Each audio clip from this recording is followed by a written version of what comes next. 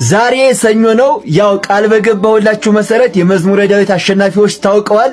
እስኪ ለአንደኛው አሸናፊ እንደውልለት።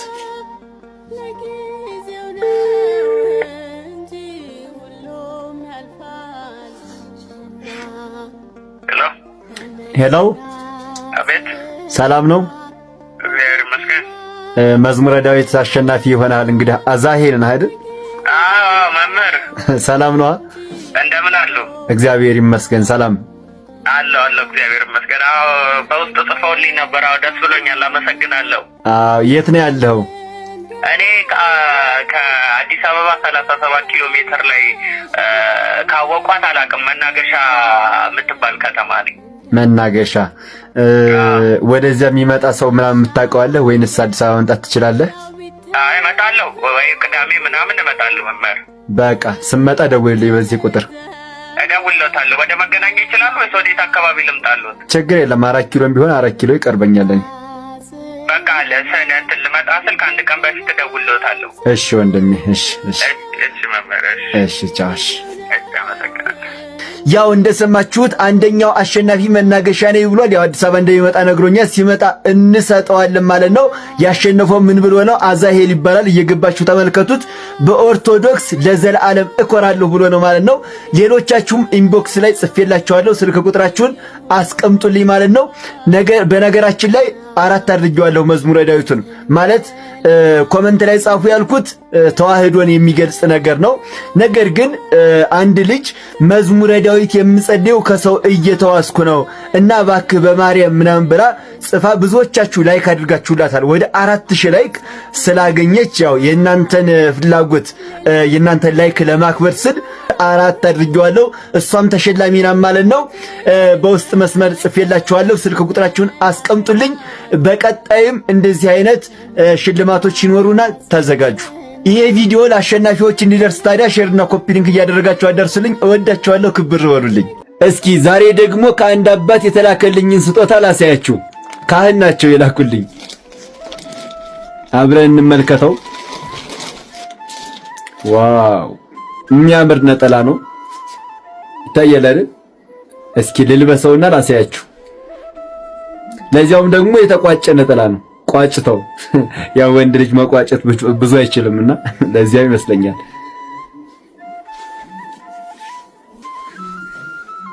በስመ አብ ደግሞ የአርቡ ስፋት ሲያስደስት እስከ እግር ጥፍር ድረስ ነው የሚወርደው። ኧረ በስመ አብ እንደዚህ እንደሚያምር ተመልከቱልኝ ማርያምን። ይሄው በጣም ረጅም ነው አርቡ ወደ ታይ ማለት ነው። አያምርም?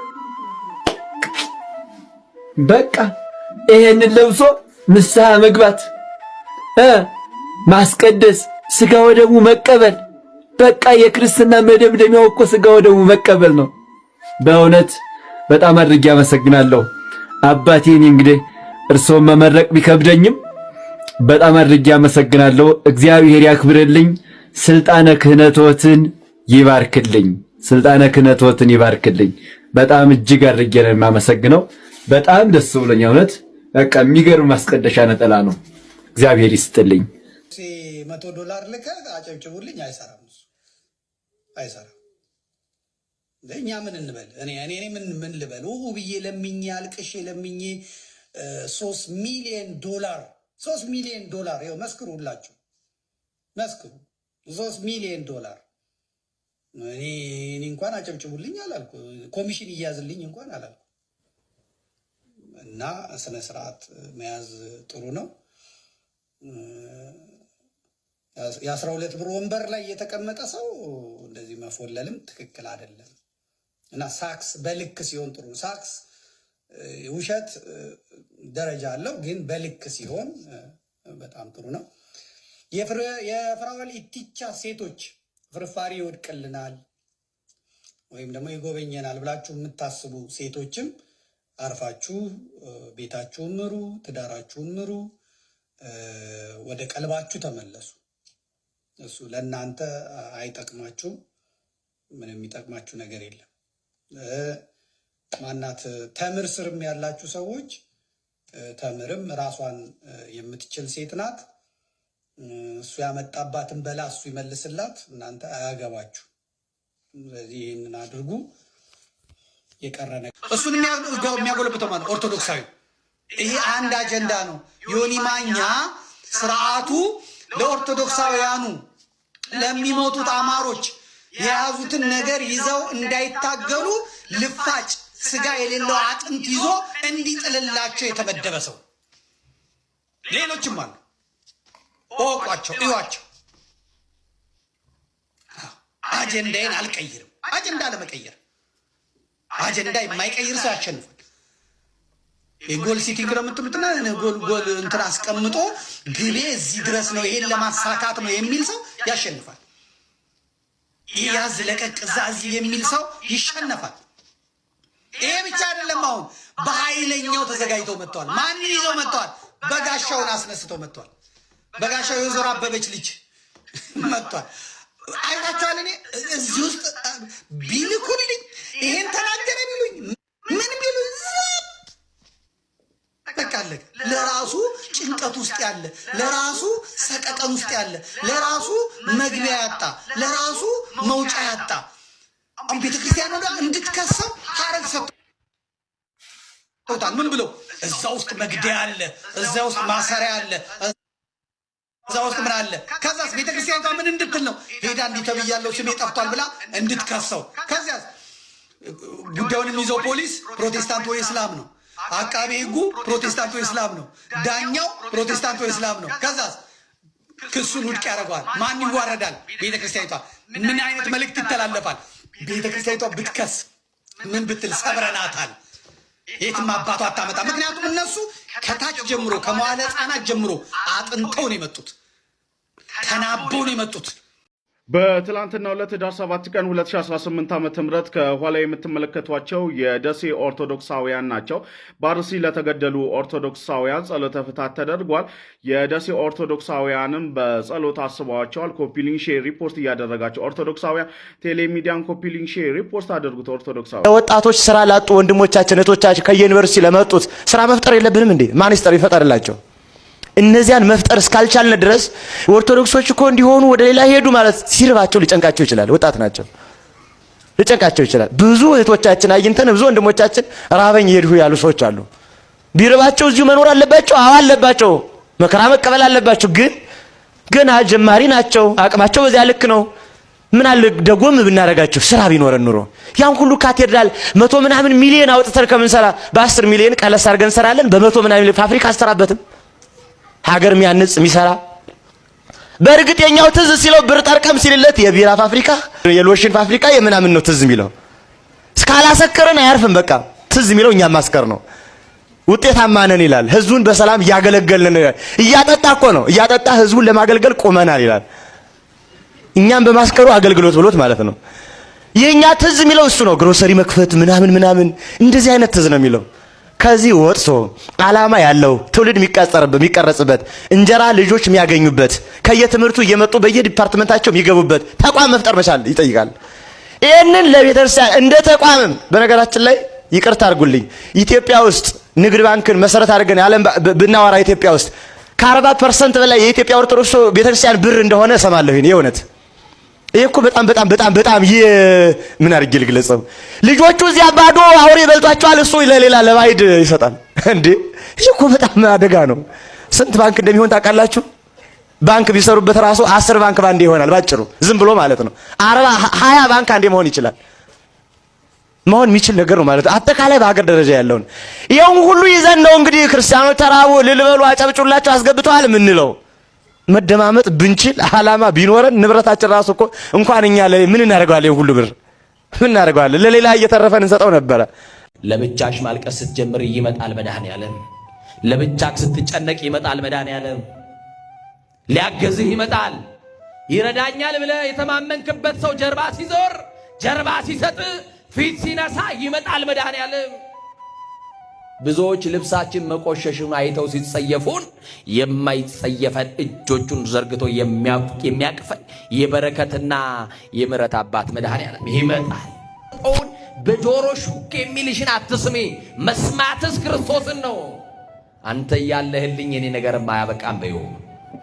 አንተ ያለህልኝማ የኔ ነገር ተስፋ ቢስ አይሆንም በሉት። ያለቀውን መቀጠል ይችላል። ይህ መከራ የምትበላለት ሰውነት ይረግፋል፣ ይሸታል።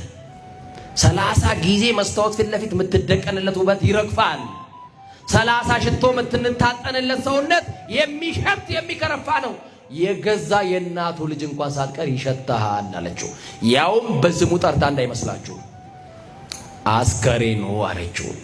ከሞትን በኋላ ምን ስም አለን እኛ? ሰው ከሞተ በኋላ እኮ አስከሬን ነው ስሙ። ሞተንም በስማችን የሚጠራን መድኃኔዓለም ብቻ ነው።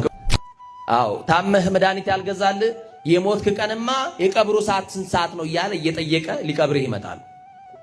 ስትቸገር ያልደረሰልህ፣ ስትታመም ያልጠየቀ እመነኝ ሊቀብርህ የሚመጣ ግን ሰው አለ።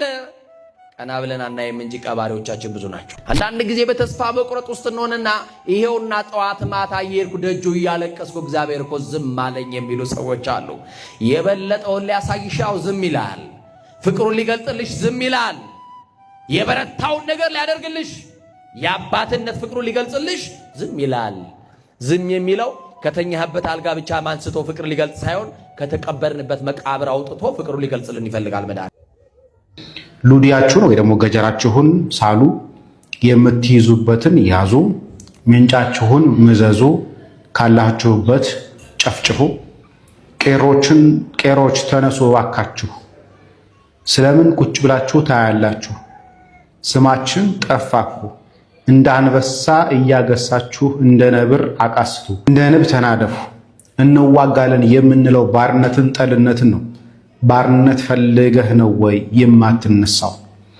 ለምንስ ነው የማትወጣው? እያለ ቅስቀሳ እያደረገን ያለው ይሄ ምስራቅ አርሲ ዞን ዋና አስተዳዳሪ በቲክቶክ ገጹ ላይ ፖስት ያደረገው ነገር አንድነትና ሶስትነት አወቅኩ። አብ ወልድን ይወልደዋል አይቀድመውም፣ ይወልደዋል እንጂ አይወለድም። የሚወልደውም ያለ ዘመን ነው፣ ሲወልደውም አይቀድመውም፣ ሳይቀድመው ወለደው ማለቱ ነው። ይህን አወቅኩ። አብ ወላድ እንደሆነ ወልድ ከአብ እንደተወለደ አወቅኩ።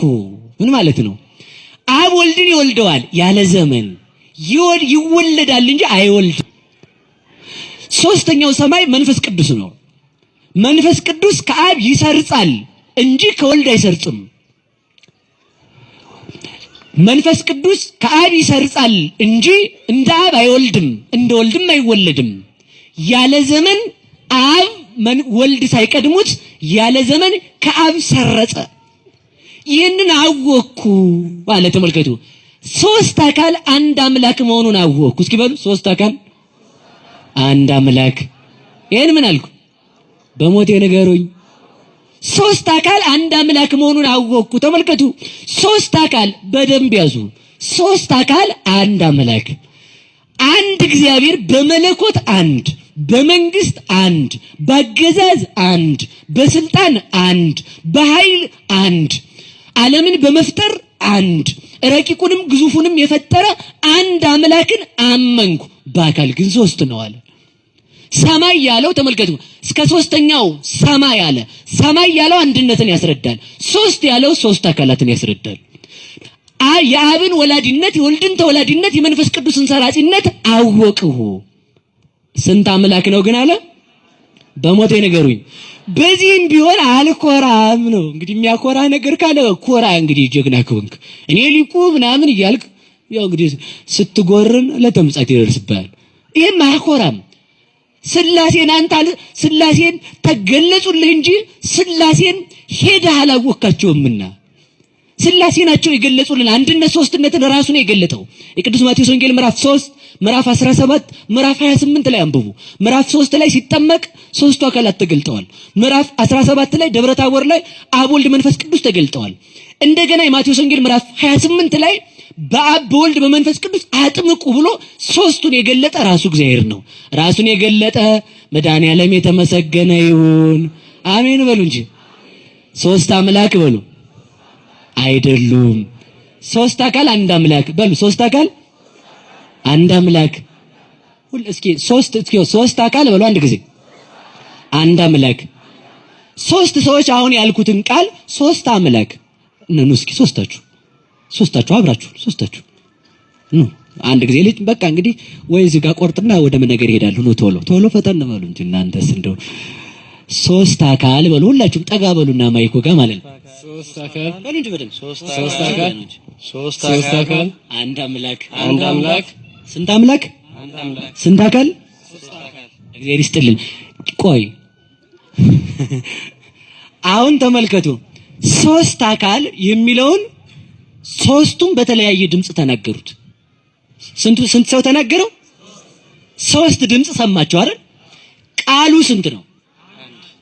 ስንት ነው ሶስት ሰዎች የተናገሩት ስንት ቃል አለ እግዚአብሔር ይስጥልን ምሳሌ ማስረጃ ላይሆን ይችላል ምሳሌ የሚመስለው ብቻ ይወሰዳል የአገልግሎት ዘመናችሁን ይባርክ ሰላም ቁጭ በሉ እሺ ሊያድሩ ነው እንዴ እነሱ ሳመጣጣቸው አይ ዘውን ታውንጀ አይሳቅም ነው አይደለም እሺ አሁን ተመልከቱ አንድን ቃል ሶስት ሰዎች ቢናገሩት በሶስት ሰዎች ድምጽ ብንሰማው የሶስት ሰው ድምጽ ሰማን አይደል ቃሉ ግን ስንት ነው ሶስት አካል ቢኖረውም እግዚአብሔር ግን ስንት ነው በሞቴ ነገሩኝ በሞቴ አንድ ነገር ብቻ ልናገር በጣም ብዙ ጊዜ ሊቃውንት ያስረዱበት ስለሆነ ፀሐይ ስንት ናት እሺ ሙቀት ነው ፀሐይ ብርሃን ነው ፀሐይ ክበብ ነው ፀሐይ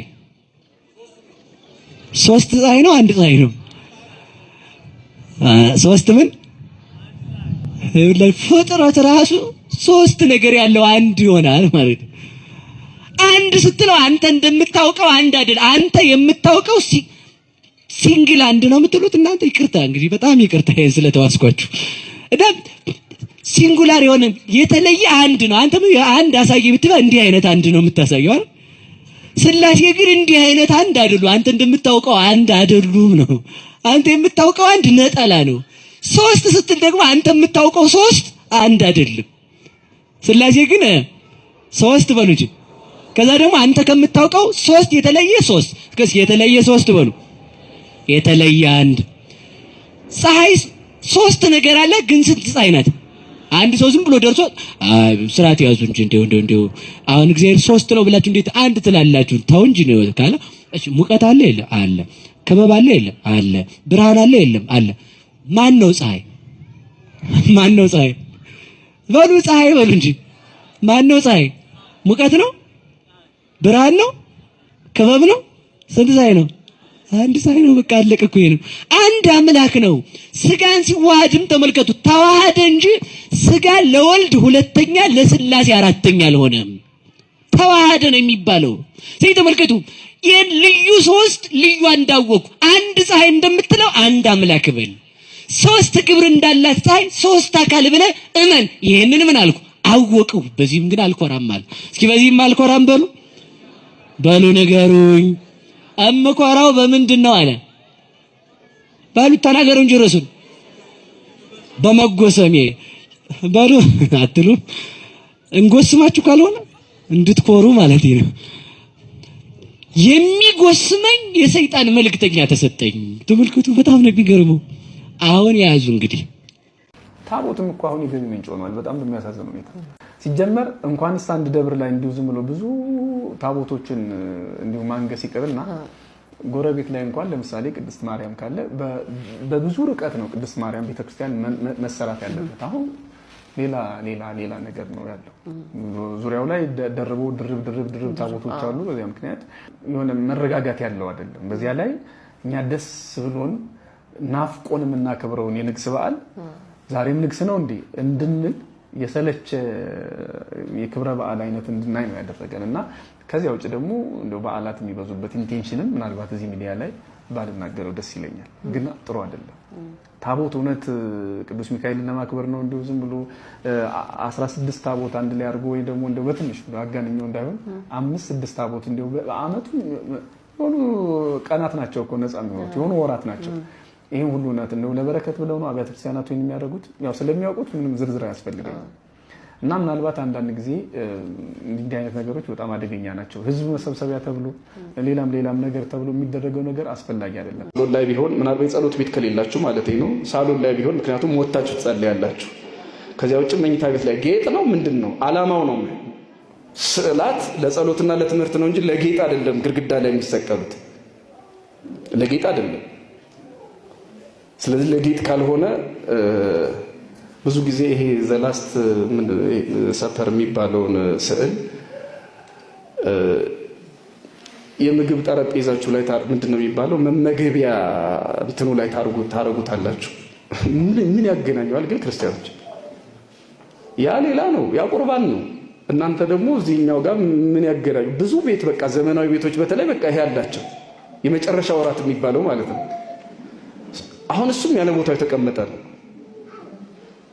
የጌታችን የኢየሱስ ክርስቶስ የመጨረሻ ወራት የሚባለው ዝም ብሎ ምግብ ብቻ አይደለም። የክርስቶስ ስጋና ደምም በሐሙስ ምሽት የተሰጠ ስለሆነ ከኛ ዳይኒንግ ቴብል ጋር ምንም አይገናኝም። ምንም ቦታ መርጣችሁ ቅዱሳት ስዕላትን ለጸሎትና ለትምህርት ብትጠቀሙባቸው መልካም ይሆናል ለማለት ነው። እንግዲህ ቀጣይ አድርጋችሁ ከያዛችሁ ጥሩ፣ ወይ ከሶስተኛው ጋር ከያዛችሁ መልካም። ሌላኛው በትምህርተ መስቀል ፊትን ማማተብ ነው። እንግዲህ የለመዳችሁት ነው እስካሁን እየተናገርኩ ያለሁት። በትምህርተ መስቀል ፊትን ምን ማለት? እስኪ ስታማትቡ አሳዩኝ ወንዶች፣ እንዴት ነው የምታማትቡ? አይ ከፍ ብታረጉት አይሻልም? እንዳዩ ተመስገን ነው። እሺ ይበቃል። ሴቶች እስኪ ያሳዩ። አሁን እርሱ ምንድነው ገባሬ ሰናዩ ዲያቆን የሚያነበው የማንን መልእክት ነው? ቅዳሴ ላይ የሐዋርያት የማንን የሐዋርያው የወንዶች አታውቁትም?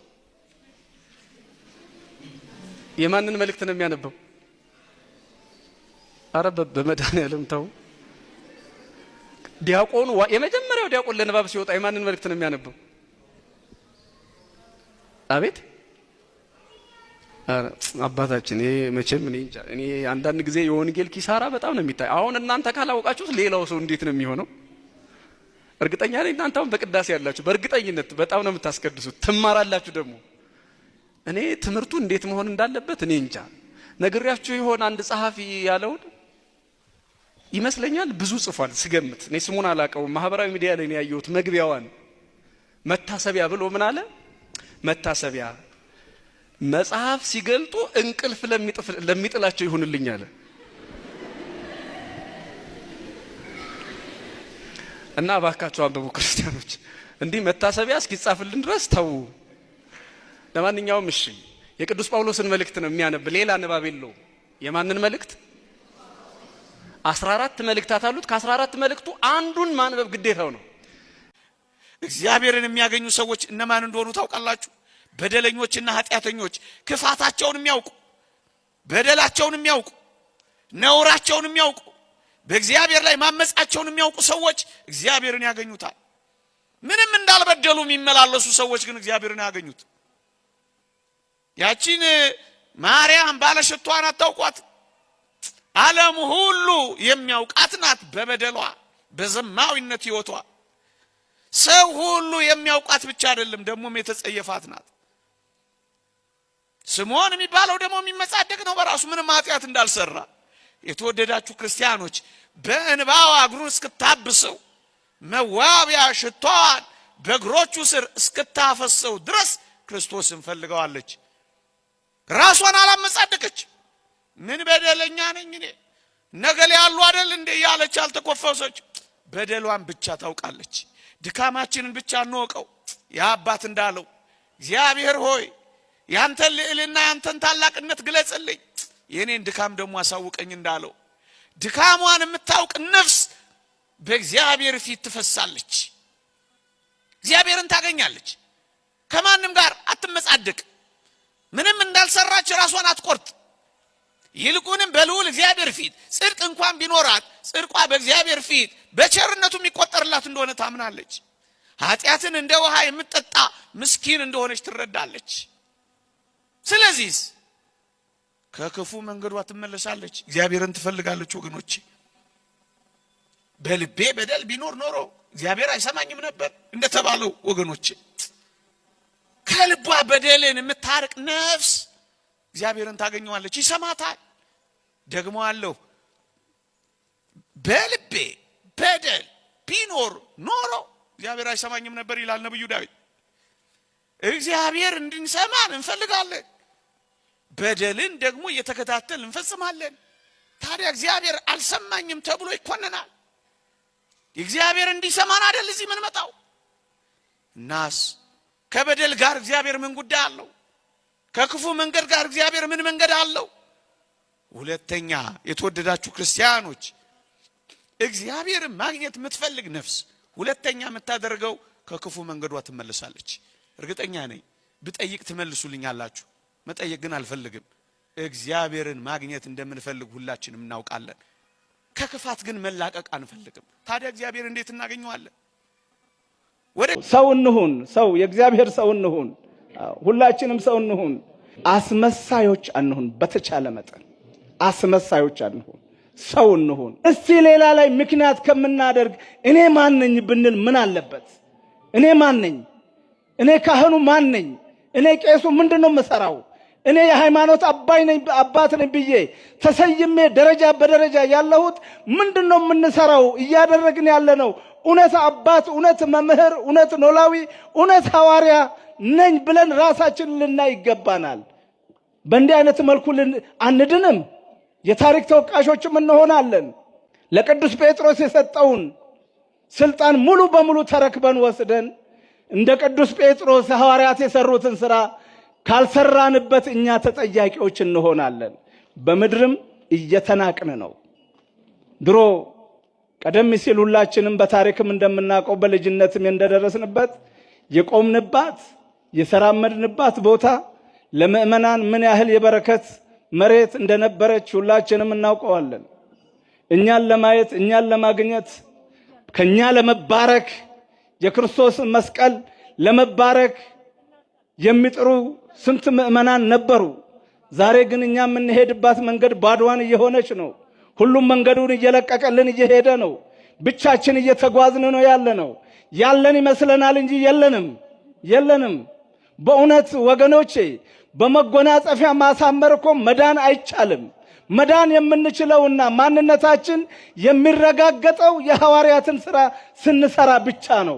ስለዚህ እኛ እረኞች ነን፣ ታማኝ እረኛ እንሁን። አደራ በቅድሚያ ሁላችሁም ወደ ኮሜንት በመግባት ቅድስት ሥላሴ እያላችሁ እየጻፋችሁ ለዚህ ቪዲዮ አቅም ጉልበት ትሆኑልኛላችሁ። በማስከተል አንድ ሚስጥሬን ላካፍላችሁ ወድጃለሁ። እኔ ወንድማችሁ የካናዳ ምድርን ከረገጥኩ ጊዜ ጀምሮ የልብ ህመምተኛ ሆኜባችኋለሁ። አንድ ጉዳይ ልቤን በፍጹም ወቅቶ ይዞታል። ይህንን ነገር በኢትዮጵያ ኑሮዬ አላውቀውም፣ እንዲሆናል ብዬ ገምቼም አላውቅም፣ መረጃውም የለኝም። ህመሜ ምን መሰላችሁ?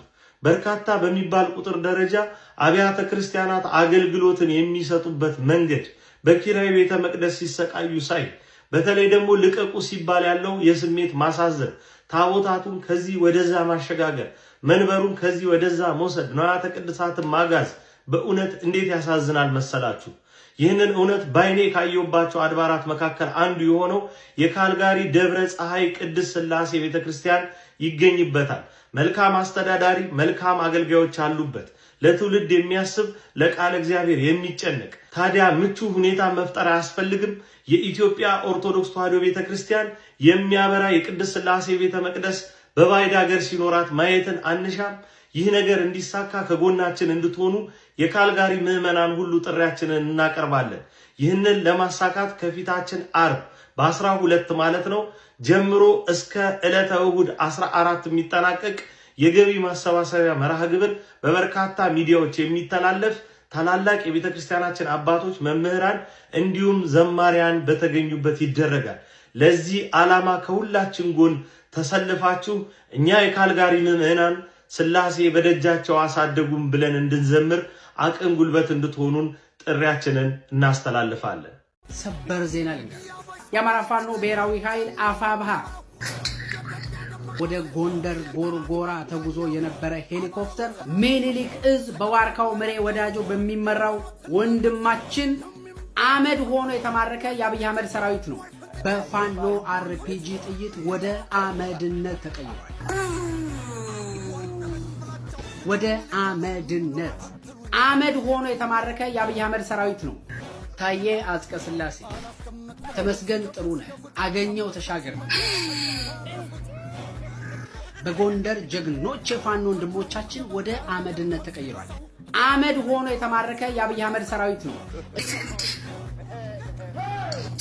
ወደ አመድነት ተቀይሯል። ለካ ጸሎትም ትምህርት ያስፈልገዋል። ምን ብሎ መጸለይ እንደሚገባ፣ እንዴት መጸለይ እንደሚገባ፣ ወደ ማን መጸለይ እንደሚገባ፣ መቼስ መጸለይ እንደሚገባ፣ የት መጸለይ እንደሚገባ ትምህርት ያስፈልገዋል። ሰው ካልተማረ፣ ሰው ካላወቀ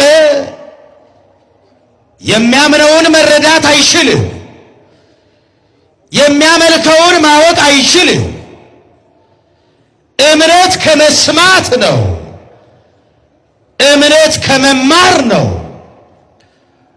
መስማት ደግሞ በምንድን ነው? ከምንድን ነው? ከእግዚአብሔር ቃል ነው።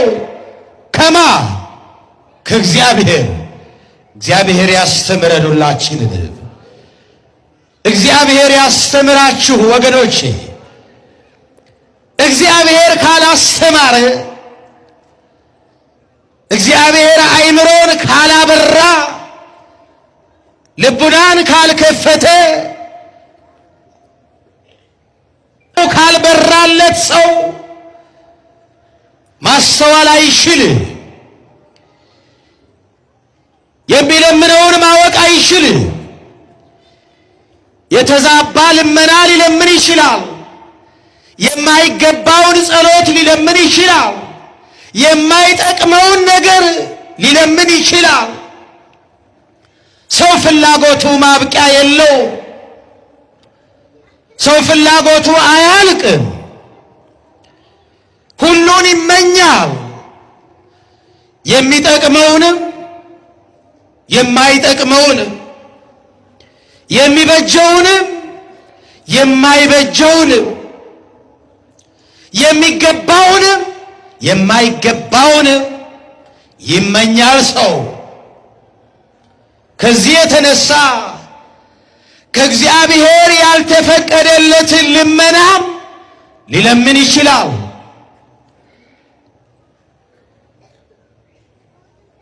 እንደ ዮሐንስ እናት ባለመረዳቷ፣ ባለማስተዋሏ፣ ባለማወቋ የማይሆን ልመና ለመነች። ጌታ በምድር ላይ የሚከብር መስሏት፣ በምድር ላይ የሚነግስ መስሏት፣ ምድራዊ ንጉሥ መስሏት፣ ከፍታው በምድር ላይ መስሏት ለልጆቿ አንዱን በቀኙ አንዱንም በግራው እንዲያነግስላት ለምና ነበረ። ባለማስተዋሏ፣ ባለማወቋ፣ ሰው ካላወቀ፣ ካልተማረ፣ ካልተረዳ የማይጠቅመውን ሊለምን ይችላል። ቅዱሳት እናቶቻችን በሕይወታቸው፣ በዘመናቸው፣ በኑሯቸው በስኬት ኖረው ነገር ግን ልጅ በማጣት ባዶነት ሲሰማቸው ወደ እግዚአብሔር ያለቅሱ ነበር። ብዙ እናቶች እነ ሳራ፣ እነ ኤልሳቤጥ፣ እነ ሐና፣ እነ እግዚአርያ ወደ እግዚአብሔር ይለምኑ ነበረ። ነገር ግን ሲለምኑ ጌታ ሆይ ላንተ የሚሆን ልጅ ስጠኝ፣ አንተን የሚያገለግል ልጅ ስጠኝ፣ ሴትም ከሆነች ወንድም ከሆነ ላንተ የሚታዘዝ ላንተ የሚያገለግል ልጅ ስጠኝ፣ ያለበለዚያ ማህፀኔን ዝጋው ይሉ ነበር እናቶቻችን። ዛሬ ይህንን ልመና የሚለምን ሰው የለም። ምንም ይሁን ምን ስጠኝ ነው። ስጠኝ። አዎ የማይጠቅመውንም ስጠኝ ነው ዛሬ ልመናችን። ከእንዲህ አይነት ልመና ይሰውረን። ደቀ መዛሙርቱ ግን ልመናቸውን ጸሎታቸውን እንዳያዛቡ የማይጠቅመውን እንዳይለምኑ የማይሆነውን እንዳይጠይቁ አስተምረን አሉት። ያውም ዮሐንስ ደቀ መዛሙርቱን እንዳስተማራቸው እውነትና ንጋት እያደር ይጠራል እንዲሉ እቺ አፍሪካዊት ሰሞኑን እየተናገረች ያለችው ነገር የብልጽግና ካድሬዎችን በጣም አስደንብሯቸዋል። There is war in your country, Ethiopia. There is war. No matter how you want to cover it up, there is war and genocide in your country. The military of the country to genocide the people of Amara. They are trying to cover it. They are trying to do a lot for people not to know what is going on. ያለች ያለችው ኢትዮጵያ ውስጥ እድገትና ሰላም አይደለም ያለው፣ ጦርነትና ጄኖሳይድ ነው ያለው።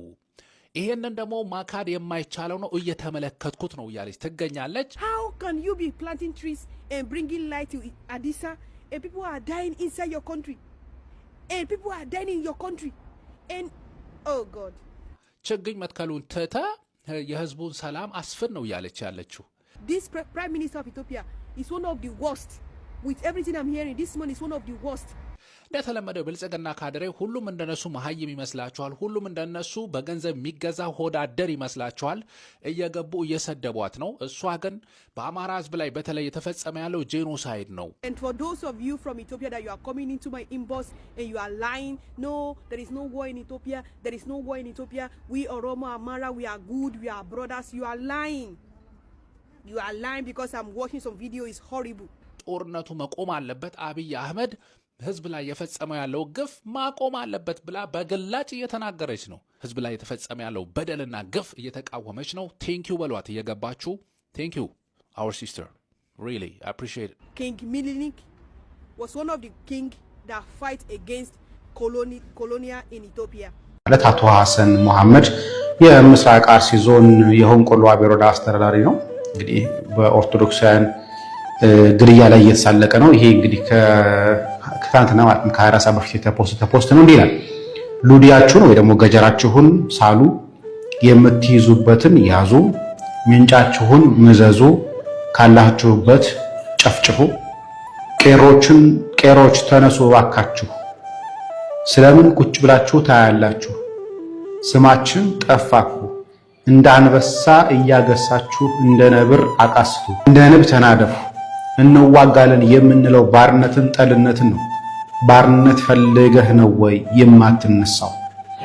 ለምንስ ነው የማትወጣው? እያለ ቅስቀሳ እያደረገን ያለው ይሄ የዞኑ አስተዳዳሪ ነው። ሰይፋችሁን ምዘዙ፣ ሰይፋችሁን ሳሉ፣ ጨፍጭፉ። ለምንድን ነው ቄሮች ማትነሱት? ባርነትን ፈልጋችሁ ነው ወይ? ባርነትን ወዳችሁ ነው ወይ? እያለ የሞትን ቅስቀሳ የሞትን ዜና እያወጀ ያለው የምስራቅ አርሲ ዞን ዋና አስተዳዳሪ በቲክቶክ ገጹ ላይ ፖስት ያደረገው ነገር ነው። እንግዲህ ጥቃቱ መንግስታዊ ነው ብለን ስንል አንዱ ምክንያታችን ይሄ እንደሆነ እወቁልኝ። 6 ጊዜ ተላላኪ ለመሾም ስትሽቀዳደሙበት የነበራችሁ ሰዎች አሁን የቀራችሁ ካርድ ምንድን ነው? ያችን ካርድ ነው አይደል የመዘዘው? በአማራ ነው የምትተዳደሩት ማለት እኮ ያችን ነው የመዘዘው። እያስተዳደርኳችሁ ነው ያረ ያቺ የመጨረሻውን ካርድ ነው የመዘዘው። እሱ አይሰራም። ለምን? መከላከያ እያሰለጠነ ነው። በአማራ ክልልም ብዙ አሰለጠንኩ ያለ ነው። በብር ሸለቆ እያሰለጠንኩ ነው አስመረቅ ያለው ይላል። ባስመረቀ ቁጥር የተመረቀው ወደ አማራ ክልል ጦር እየገባ ነው። ፋኖች ጋር እየተቀላቀለ ነው። ከሌላ ቦታ የምታመጣውም ከኦሮሚያ የምታመጣው ከደቡብ የምታወጣው በቴሌቪዥን አይተናል፣ ከአንደበታቸው ሰምተናል፣ ከብዛታቸው አውቀናል። ለመዋጋት አይፈልጉም።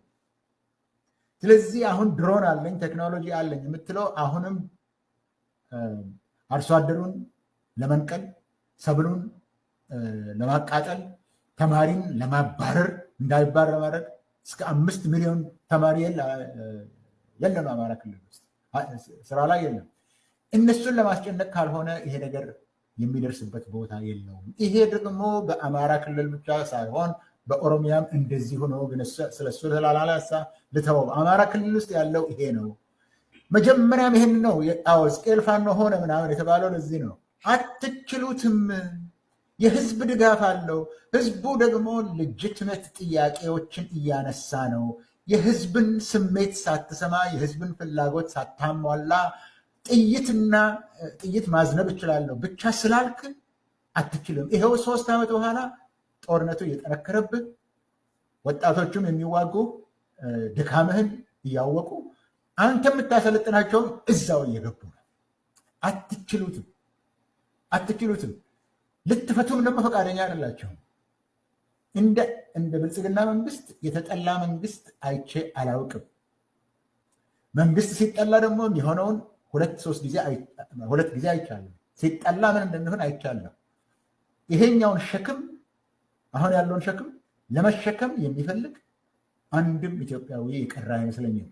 ከብልጽግና ጋሻ ጃግሬ እና ከብልጽግና ሌቦች፣ ከምርኮኞች፣ በዛ ስር ካለው ምርኮኞች ዛሬ ደግሞ በልቶ ጠጥቶ ጨፍሮ ለመግባት ትንሽ ገንዘብ ያገኘ ካልሆነ በስተቀር አገሬ ነው፣ ቤቴ ነው፣ ትውልድ ነው፣ ፖለቲካ ነው፣ ታሪክ ነው፣ ባህል ነው፣ ይህንን አንድነት አለን ብሎ ለመዋጋት የሚፈልግ የትም ቦታ የለም።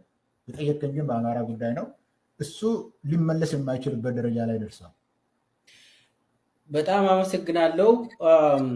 እንመልስ ወደ አማራ ክልል ትንሽ ስለ ኦሮሚያ ትንሽ አውርተን አላለቀም፣ እንመለሳለን። ነገር ግን ኦሮሚያ ክልል ውስጥ ሰሞኑን ሲወራ የነበረው የኦሮሞ ነፃነት ሰራዊትና ብልጽግና ተስማምተዋል ብሎ የአብይ ፕሮፓጋንዳ በጣም ሲነዛ ነበር፣ በጣም ሲወራ ነበር።